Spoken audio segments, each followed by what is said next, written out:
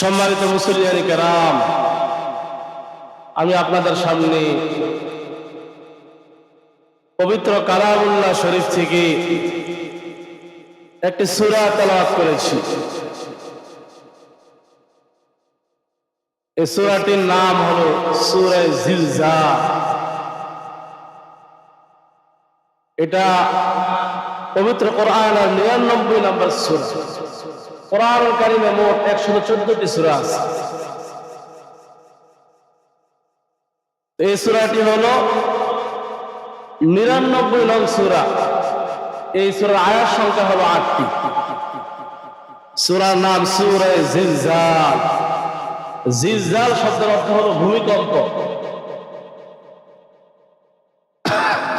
আল্লাহ পাক রব্বুল আলামিন এই সূরার মধ্যে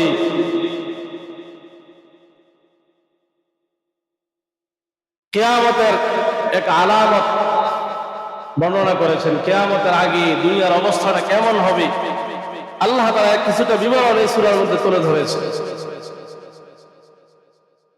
এই সূরার অনেক ফজিলত রয়েছে। তিরমিজি শরীফের মধ্যে হাদিস আসছে, আল্লাহর হাবিব সাল্লাল্লাহু আলাইহি ওয়াসাল্লাম ইরশাদ করেন, সূরাতু জিলজাল নিসফুল কোরআন। সূরা জিলজাল হলো কোরআনের অর্ধেকের সমান। কোন কোন বর্ণনা মতে কোরআনের 1/4 সমান। কোরআনের 4 ভাগের 1 ভাগ। আরেক বর্ণনা আসছে কোরআনের অর্ধেক। অর্থাৎ আল্লাহ কোন বান্দা বান্দি যদি এই সূরা জিলজাল তেলাওয়াত করে, আল্লাহ পাক রব্বুল আলামিন তাকে অর্ধেক কোরআন পড়লে যে সওয়াব হয়, সওয়াব তার আমলনামায় দিয়ে দিবেন। সুবহানাল্লাহ। আরেক বর্ণনা মতে কোরআনের 4 ভাগের 1 ভাগ পড়লে যে সওয়াব হয়, এই সূরা পাঠ করলে আল্লাহ তাআলা এই পরিমাণ সওয়াব আপনার আমলনামায় দিয়ে দিবেন। একটা ফজিলতপূর্ণ সূরা। এই সূরাটা আমরা বেশি বেশি তেলাওয়াত করতে পারি, পাঠ করতে পারি। সূরা ইখলাস, এটাকে বলা হয় সুলুসুল কোরআন। কোরআনের 3 ভাগের 1 ভাগ। কেউ যদি একবার সূরা ইখলাস পড়ে, আল্লাহ পাক রব্বুল আলামিন তার আমলনামায় কোরআনের 3 ভাগের 1 ভাগ পড়লে যে সওয়াব হয়, সওয়াব দিয়ে দেয়। ও যদি 3 বার পড়ে তাহলে পুরো 1 খতম সওয়াব তার হয়ে যায়। সুবহানাল্লাহ, কত সহজ আল্লাহ তাআলা আমাদেরকে করে দিলেন।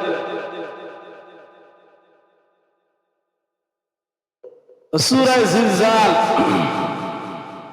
এই সূরার মধ্যে আল্লাহ পাক রব্বুল আলামিন কিয়ামতের আলোচনা করেছেন। কিয়ামত যখন হবে, পৃথিবীর অবস্থাটা কেমন হবে এর কিঞ্চিৎ বিবরণ এই সূরার মধ্যে ফুটে উঠেছে। কিয়ামত এটা এক বাস্তব বিষয়, এই ব্যাপারে কোনো সন্দেহ নাই। কিয়ামত একদিন হবে। এই যে সুন্দর পৃথিবী আমরা দেখতেছি, এই সুবিশাল আকাশ, বিস্তৃত জমিন, চন্দ্র সূর্য গ্রহ নক্ষত্র, সাগর নদী পাহাড় পর্বত গাছপালা তরুলতা যা কিছু আছে, একদিন সব কিছু শেষ হয়ে যাবে, কিছুই থাকবে না। যে জিনিসটা এই পৃথিবীর সব কিছুকে বিলীন করে দিবে, শেষ করে দিবে, ওই জিনিসটার নাম হলো কিয়ামত। কিয়ামতের মাধ্যমে সব কিছু ফানা হয়ে যাবে, সব কিছু ধ্বংস হয়ে যাবে, কিন্তু বাকি থাকবে একমাত্র কে? আল্লাহ। বলেন না সবাই, কে বাকি থাকবে? আল্লাহ। আল্লাহ তাআলা সূরা রহমানে কত সুন্দর করে তিনি জানাই দিয়েছেন, কুল্লু মান আলাইহা ফান, কুল্লু মান আলাইহা ফান, ওয়া ইয়াবকা ওয়াজহু রাব্বিকা যুল জালালি ওয়াল ইকরাম। আল্লাহ তাআলা জানায় দেন, এই পৃথিবীর মধ্যে যা কিছু আছে সব কিছু একদিন ফানা হয়ে যাবে, ধ্বংস হয়ে যাবে। ওয়া ইয়াবকা ওয়াজহু রাব্বিকা যুল জালালি ওয়াল ইকরাম। শুধু আপনার পালনকর্তা পবিত্র সত্তা এটাই বাকি থাকবে, আর কোনো কিছু বাকি থাকবে না। আল্লাহ তাআলার আপন সত্তা এটাই বাকি থাকবে, সব কিছু ধ্বংস হয়ে যাবে। কিয়ামত এক ভয়াবহ ঘটনা, এক ভয়াবহ বিষয়। এটার ব্যাপারে কোনো সন্দেহ নাই, কোনো সংশয় নাই। আল্লাহ তাআলা সূরা ওয়াকিয়ার মধ্যে জানায় দেন, ইযা ওয়াকাতিল ওয়াকিয়া, ইযা ওয়াকাতিল ওয়াকিয়া লাইসা লিওয়াকাতিহা কাযিবা খাফিদাতুর রাফিআ ইযা রুজ্জাতিল আরদু রাজ্জাও ওয়া বুসাতিল জিবালু বাসসা ফাকানাত হাবাআম মুনবাসসা। রব্বুল আলামিন বলেন, যখন কিয়ামত সংঘটিত হবে, ইযা ওয়াকাতিল ওয়াকিয়া লাইসা লিওয়াকাতিহা কাযিবা, তা সংঘটিত হওয়ার ব্যাপারে কোনো সন্দেহ নেই।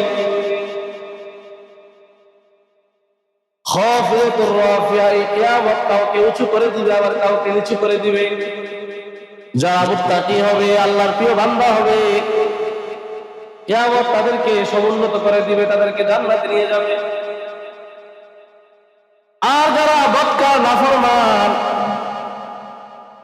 আল্লাহর হুকুম লঙ্ঘনকারী যারা, এই কিয়ামতের মাধ্যমে আল্লাহ তাআলা তাদেরকে নিচু করে দিবেন, তাদের ঠিকানা হয়ে যাবে জাহান্নাম। খাফিদাতুর রাফিআ ইযা রুজ্জাতিল আরদু রাজ্জা, আল্লাহ বলেন, যখন এই জমিনের মধ্যে প্রচন্ড কম্পন হবে, অবুসাতিল জিবালু বাসসা, পাহাড়গুলোকে ধূলিসাৎ করে দেওয়া হবে। ফাকানাত হাবাআম মুনবাসসা, এগুলো উৎক্ষিপ্ত ধুলি করার মতো উঠতে থাকবে, ধুলা জোয়ার আকাশের মধ্যে উড়ে। কিয়ামতের কম্পন যখন শুরু হবে, তখন পাহাড়গুলো ধুলার মতো আকাশের মধ্যে উঠতে থাকবে।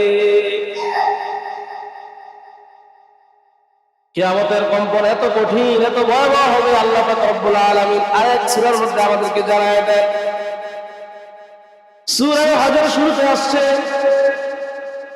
আল্লাহ তাআলা কিয়ামত সম্পর্কে আমাদেরকে সতর্ক করতেছেন। আল্লাহ তাআলা বলেন, ইয়া আইয়ুহান নাসু ইত্তাকু রাব্বাকুম, হে দুনিয়ার মানুষ, হে মানুষ সকল, ইত্তাকু রাব্বাকুম, তোমরা তোমাদের প্রতিপালককে ভয় করো, আল্লাহকে ভয় করো। ইন্না জালজালাতাস সাআতি শাইউন আযীম, নিশ্চয়ই কিয়ামতের কম্পন এটা এক ভয়াবহ বিষয়, এক কঠিন বিষয়।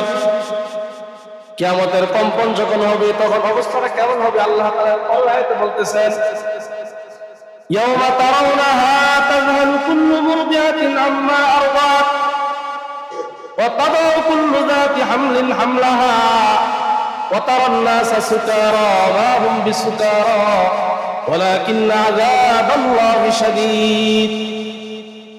আল্লাহ তাআলা বলেন, দুনিয়ার সমস্ত মানুষকে সম্বোধন করে আল্লাহ বলতেছেন, সেদিন তোমরা দেখতে পাবে, যখন কিয়ামত হবে, কিয়ামতের কম্পন যখন শুরু হবে, তখন তোমরা দেখতে পাবে, তাযহালু কুল্লু মুরদিআতিন আম্মা আরদাত, প্রত্যেক স্তন্য দানকারিণী মা, দুগ্ধ দানকারিণী মা, এই কিয়ামতের কম্পনের চোটে সে তার দুধের শিশুকে ভুলে যাবে। এমন ভয়াবহ অবস্থা হবে যে মা সন্তানের জন্য সবসময় পাগল পারা থাকে, সন্তানের জন্য নিজের জীবনটা পর্যন্ত বিলীন করতে প্রস্তুত, এই মা তার দুধের শিশুকে ভুলে যাবে। তাযহালু কুল্লু মুরদিআতিন আম্মা আরদাত ওয়া তাদাউ কুল্লু যাতি হামলিন হামলাহা, এমন প্রচন্ড কম্পন হবে, আল্লাহ তাআলা বলেন যে গর্ভবতী যারা, যাদের গর্ভে সন্তান আছে, এই কম্পনের চোটে গর্ভধারণকারী গর্ভবতী নারীর গর্ভপাত হয়ে যাবে। এমন কম্পন হবে যে গর্ভের বাচ্চা খালাস হয়ে যাবে। ওয়া তারান নাসা সুকারা, আল্লাহ তাআলা বলেন, হে নবী, আপনি মানুষকে দেখবেন যেন তারা মাতাল। মাতাল যে হয় দেখবেন সে এদিক সেদিক দৌড়াদৌড়ি করে, ছোটাছুটি করে, যার মাথায় সমস্যা হয়ে গেছে, মাতাল হয়ে গেছে, তার কোনো কিছুই ঠিক থাকে না। মানুষ,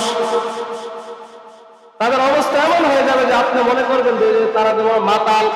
আল্লাহ বলেন, ওমা হুম বিসুকারা, আসলে তারা মাতাল নয়। এই যে তাদের এই অবস্থাটা কেন হয়েছে, এই যে কিয়ামতের এই কম্পনের কারণে। ওয়ালাকিন্না আযাবাল্লাহি শাদীদ, আল্লাহ বলেন যে বস্তুত আল্লাহর আযাব বড় কঠিন, আল্লাহর আযাব বড় কঠিন হবে। কিয়ামতের আগে যখন কম্পন হবে, অবস্থাটা কেমন হবে আল্লাহ তাআলা একটু বিবরণ এই জায়গার মধ্যে তুলে ধরলেন।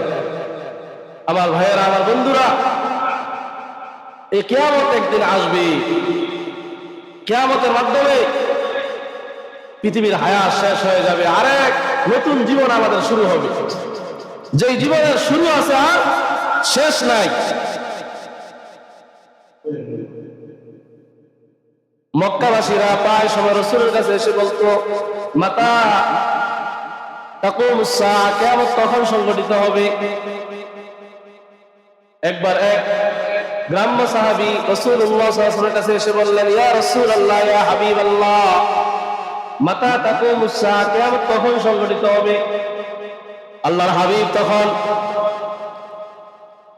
ওই সাহাবীকে বললেন যে তুমি যে জিজ্ঞাসা করতেছো কিয়ামত কখন হবে, তুমি কিয়ামতের জন্য কি প্রস্তুতি নিয়েছো? কিয়ামত তো একদিন হবে, কিয়ামত কখন হবে এটা জানার মধ্যে তোমার কোনো ফায়দা নাই, কোনো উপকার নাই। তবে তুমি কিয়ামতের জন্য কি প্রস্তুতি নিয়েছো, কি আমল করছো, এটা আগে আমাকে বলো।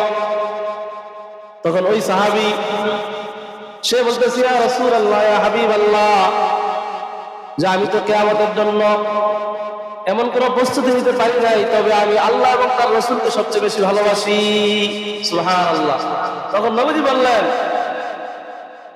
তুমি যদি আল্লাহ এবং তার রাসূলকে বেশি ভালোবাসে থাকো, তাহলে শোনো যে আল্লাহ এবং তার রাসূলকে ভালোবাসবে, রাসূলের সাথে তার হাসর হবে। সুবহানাল্লাহ। তো কিয়ামত কখন হবে এটা আল্লাহ ছাড়া কেউ জানে না, নবী সাল্লাল্লাহু আলাইহি ওয়াসাল্লাম জানেন না কিয়ামত কখন হবে। আল্লাহ তাআলা এটা গোপন রাখছে, এটার এলেম একমাত্র আল্লাহর কাছে আছে। কিছু জিনিস এমন আছে যে এটা জ্ঞান, এটার এলেম আল্লাহ ছাড়া আল্লাহ তাআলা দুনিয়ার কাউকে দেন না, এমনকি নবী রাসূলদেরকে আল্লাহ তাআলা দেন না। এরকম 5টা জিনিস আছে সূরা লুকমানের মধ্যে আসছে। 5টা জিনিসের জ্ঞান আল্লাহ তাআলা পৃথিবীর কাউকে দেন নাই। ইন্নাল্লাহা ইনদাহু ইলমুস সাআহ ওয়া ইউনাজ্জিলুল গায়থ ওয়া ইয়ালামু মা ফিল আরহাম ওয়া মা তাদরি নাফসুম মাযা তাকসিবু গাদা ওয়া মা তাদরি নাফসুম বিআইয়ি আরদিন তামুত ইন্নাল্লাহা আলীমুল খাবীর। আল্লাহ তাআলা বলেন কিয়ামত কখন হবে, কিয়ামতের গায়েটা একমাত্র আল্লাহর কাছে আছে। ওয়া ইউনাজ্জিলুল গায়থ, দুনিয়ার মধ্যে কখন বৃষ্টি হবে, কোন জায়গায় বৃষ্টি হবে দুনিয়ার কেউ জানে না, একমাত্র আল্লাহই জানে।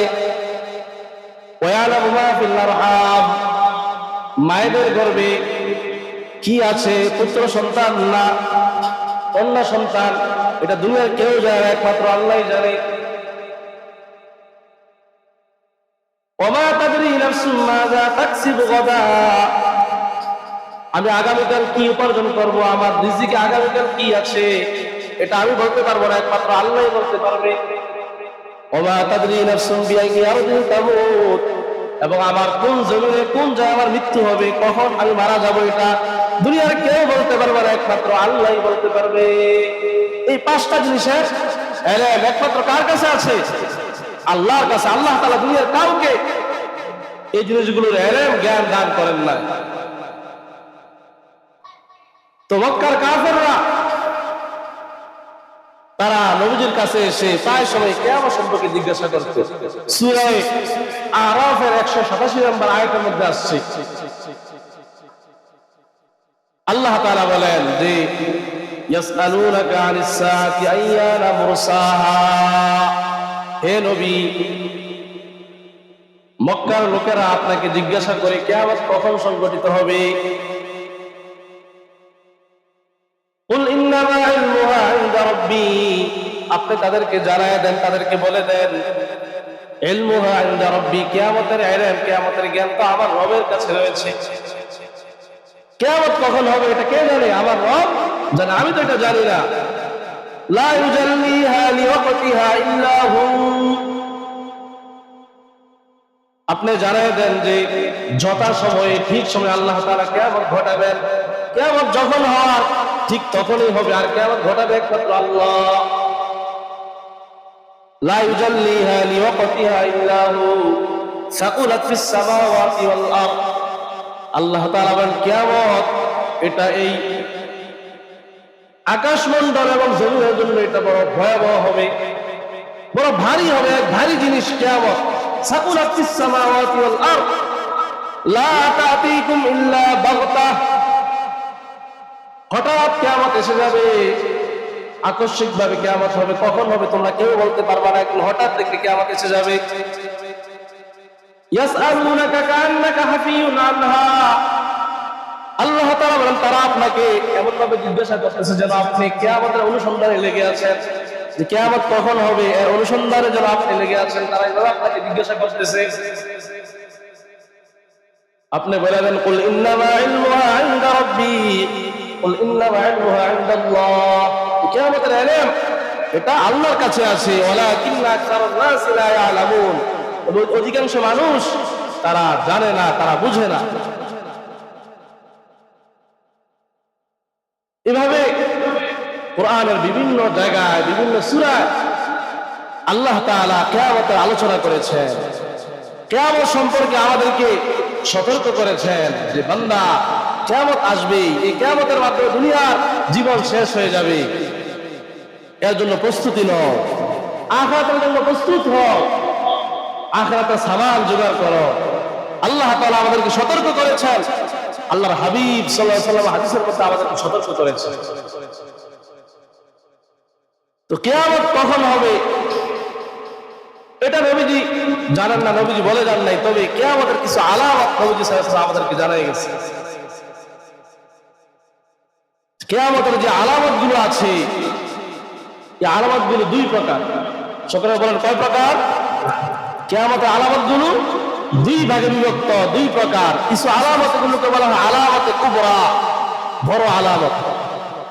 আর কিছু আলামত আছে এগুলো হলো আলামতে সুগরা, ছোট আলামত। বড় আলামত যেগুলো, এগুলো কিয়ামতের সামান্য সময় পূর্বে, কিছু সময় পূর্বে এগুলো সংঘটিত হবে। যেমন হযরত ঈসা আলাইহিস সালামের আকাশ থেকে আগমন, কিয়ামতের আগে ঈসা আলাইহিস সালাম এই পৃথিবীতে আসবেন। ইমাম মাহদী আসবেন, দাজ্জালের ফিতনা হবে, দাজ্জাল তার আবির্ভাব হবে। দাব্বাতুল আরদ, একটা প্রাণী আল্লাহ তাআলা দিয়ে পাঠাইবেন, এই প্রাণী মানুষের সাথে কথা বলবে। দাব্বাতুল আরদ আসবে। সর্বশেষ বড় আলামত যেটা, কিয়ামতের আগে সূর্য পশ্চিম দিক থেকে উদিত হবে। এখন সূর্য ওঠে কোন দিকে? পূর্ব দিকে। কিন্তু কিয়ামত যখন হবে সর্বশেষ আলামত হলো যে সূর্য উঠবে সেদিন পশ্চিম দিক থেকে। এই সূর্য ওঠার আগের যে রাতটা অনেক দীর্ঘ হবে, মানুষ ঘুমাইতে ঘুমাইতে ক্লান্ত হয়ে যাবে। ব্যাপার কি, দিন হচ্ছে না কেন? মানুষ সবাই ঘুম থেকে উঠে যাবে। যে পশু পাখি যেগুলো আছে, পশুগুলো চিৎকার শুরু করে দিবে। রাতটা অনেক দীর্ঘ হবে, অনেক দীর্ঘ সময় পর দেখা যাবে যে সূর্য উদিত হয়েছে। তবে অন্য দিনের মতো পূর্ব দিক থেকে ওঠে, আজকে সূর্য উঠছে কোন দিক থেকে? পশ্চিম দিক থেকে। এই সূর্য ওঠার পর আর তার তওবা আল্লাহর কাছে কবুল হবে না। তওবা করতে হলে সূর্য ওঠার আগে আগে করতে হবে, এরপরে আর তওবা কবুল হবে না, তওবার দরজা বন্ধ হয়ে যাবে। তখন আমি যতই তওবা করি, যতই ইবাদত করি, আল্লাহর কাছে কোনো ইবাদত, কোনো তওবা কবুল হবে না, গ্রহণযোগ্য হবে না। তো বড় বড় আলামত গুলো, এগুলো এখনো আসে নাই। এগুলো কিয়ামতের একবারে নিকটতম সময় আসবে। তবে ছোট ছোট আলামত যেগুলো রাসূলুল্লাহ সাল্লাল্লাহু আলাইহি ওয়াসাল্লাম হাদিসের মধ্যে আবার আমাদেরকে বলে গেছেন, অনেক আলামত, প্রায় বেশিরভাগ আলামত এখন প্রকাশ পেয়েছে। আপনারা এগুলো শুনলে নিজেরাই বলতে পারবেন যে কোন আলামত গুলো এখন পৃথিবীতে দেখা দিয়েছে আর কোনগুলো এখন দেখা দেয় না। আমি যে হাদিস খুতবার মধ্যে আপনাদের সামনে পেশ করেছি, তিরমিজি শরীফের হাদিস, রাসূলুল্লাহ সাল্লাল্লাহু আলাইহি ওয়াসাল্লাম হাদিসের মধ্যে কিয়ামতের 15টা আলামত উল্লেখ করেছেন। এই আলামতগুলো প্রায় সবগুলো এখন দেখা দিয়েছে, আমাদের সমাজে প্রকাশ পেয়েছে। এই জন্য দেখা যায় যে আমাদের সমাজের মধ্যে, আমাদের দেশের মধ্যে আল্লাহ পাকের আযাব গজব শুরু হয়ে গেছে।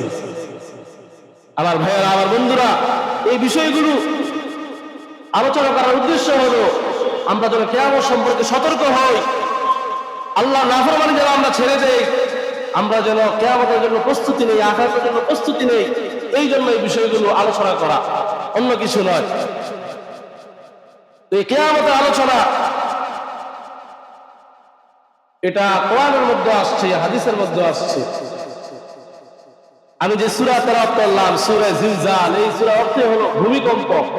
আল্লাহ তাআলা এই সূরার মধ্যে কিয়ামতের কিঞ্চিত আলোচনা করেছেন।